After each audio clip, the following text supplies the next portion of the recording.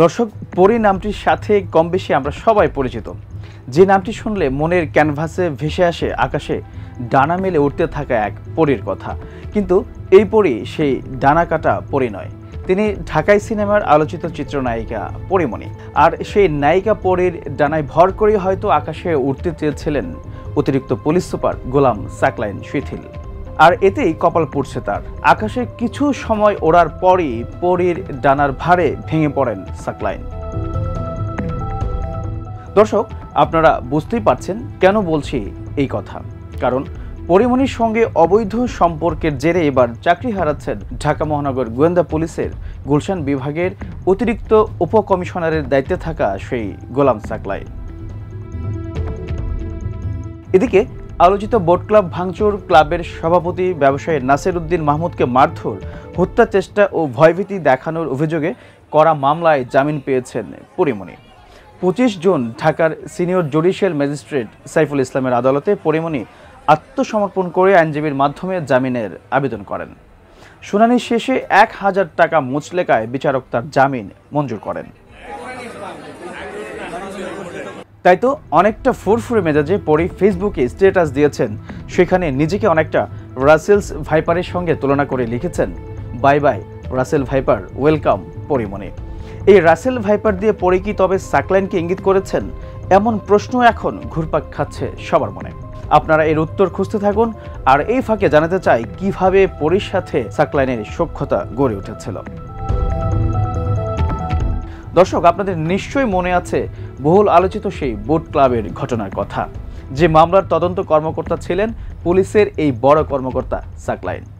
ব্যবসায়ী নাসির উদ্দিনের বিরুদ্ধে করা পরীমণির মামলার তদন্ত চলার সময় নায়িকা পরীমণির সঙ্গে তার সম্পর্কের শুরু।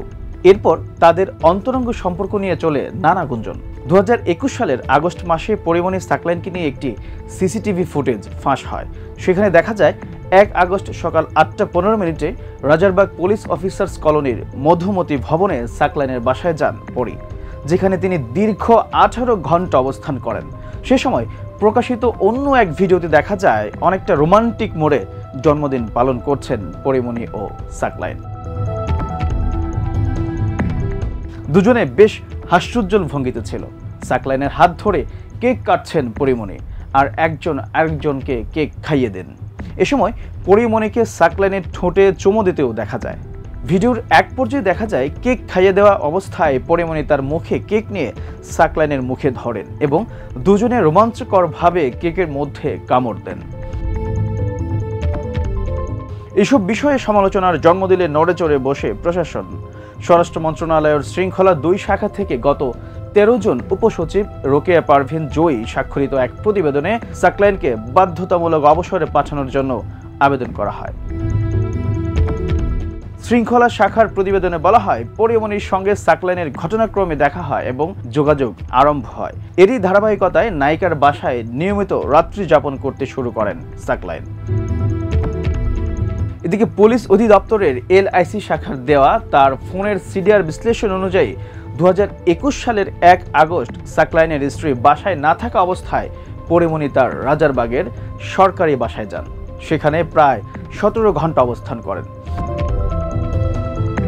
সাকলাইন বিবাহিত ও এক সন্তানের বাবা হওয়া সত্ত্বেও পরীমণির সঙ্গে তার বিবাহ বহির্ভূত অনৈতিক সম্পর্ক স্থাপনের কারণে জনমনে বিরূপ প্রতিক্রিয়া ও সমালোচনার জন্ম দেয়। আর এতে করেই কপাল পুড়ছে সাকলাইনের, হারাচ্ছেন সেই শখের চাকরিটুকু।